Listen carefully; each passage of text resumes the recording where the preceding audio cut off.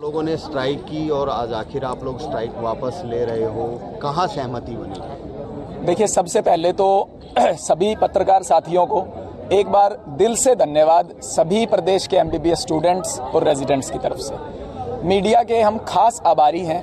पूरे के पूरे आंदोलन के अंदर पहले दिन से आज के दिन तक मीडिया के हमारे पत्रकार साथियों ने अपने ड्यूटी की नैतिकता और अपनी जो उनकी ऑब्लिगेशंस हैं उनसे बाहर जाकर उन्होंने हमें कवरेज दी है, हमारे मुद्दे को उठाया है। उसके बाद में पूरे के पूरे प्रदेश की जनता को सबसे पहले मैं नमस्कार करना चाहूँगा, नमन करना चाहूँगा। पूरे हरियाणा प्रदेश ने एमबीबीएस के स्टूडेंट्स के साथ में पिछले 54 दिन के अंदर जो समर्थन और जो भावना दिखाई है उसने हमें किसी भी समय पर कमज़ोर ही नहीं होने दिया। मुख्यमंत्री जी ने 30 नवंबर 2022 को हरियाणा निवास चंडीगढ़ के अंदर एक मीटिंग की थी स्टूडेंट्स के साथ में, और उसमें बॉन्ड पॉलिसी के अंदर कुछ अमेंडमेंट्स करने की घोषणाएं की थी। उसके बाद भी विद्यार्थियों ने अपना आंदोलन जारी रखा था। हमने बार बार ये बात पीछे भी उठाई थी कि सरकार ने जो भी अमेंडमेंट्स की हैं वो सरकार डिटेल्ड रूप से गैजेट नोटिफिकेशन के अंदर निकाले, उसके बाद में विद्यार्थी अपना निर्णय लेंगे।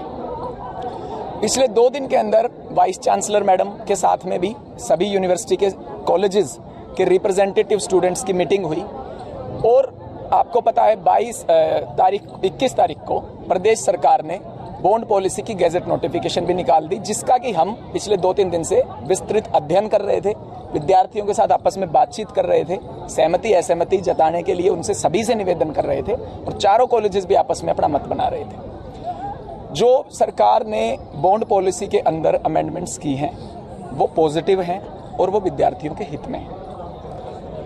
इस वजह से इन पॉजिटिव अमेंडमेंट्स के मद्देनज़र हम लोग ये निर्णय ले रहे हैं सभी कॉलेजेस के स्टूडेंट्स जो है स्ट्राइक को कॉल ऑफ करके अपनी क्लासेस रिज्यूम कर रहे हैं। जिस तरह से 40 लाख की बात की थी, फिर 30 लाख हुआ, और अब कहाँ तक किस तरह से सहमति बनी? क्योंकि जो नया जो अभी नोटिफिकेशन जारी हुआ है उसमें क्या खास है कि भी आपने देखिए, सबसे जो महत्वपूर्ण बात है इस पॉलिसी के अंदर से, शुरुआत से हमने जो इस पॉलिसी के अंदर लड़ाई लड़ी थी वो एक ही विषय के ऊपर थी, जॉब गारंटी के ऊपर। और अब जो सरकार ने गैजेट नोटिफिकेशन रिलीज किया है उसमें सरकार ने इन अ वे जॉब की जो है अश्योरेंस सभी को दी है। अगर सरकार जॉब विद्यार्थी को प्रोवाइड नहीं की जाएगी तो गैजेट नोटिफिकेशन के अनुसार उसको बॉन्ड की राशि भी नहीं देनी है। सबसे जो महत्वपूर्ण पॉइंट है वो ये है, इसमें 40 लाख या 30 लाख का सवाल ही पैदा नहीं होता, क्योंकि प्रदेश की सरकार अगर बच्चों से काम करवाना चाहती है तो उनको नौकरी देनी पड़ेगी। हमने शुरुआत से ये बात आपको कही है कि आप जॉब दीजिए, विद्यार्थी काम करने के लिए तैयार हैं। तो मसला 40 या 30 लाख का नहीं है, मसला ये है कि प्रदेश सरकार ने नौकरी लेने की जिम्मेदारी ली है। सबसे जो बड़ी बात है वो ये है। समय अवधि कुछ देखिए, समय अवधि जहाँ तक पहले 7 साल की बात थी, हायर एजुकेशन पीजी एमडीएमएस के बारे में भी कोई कमेंट नहीं किया गया था।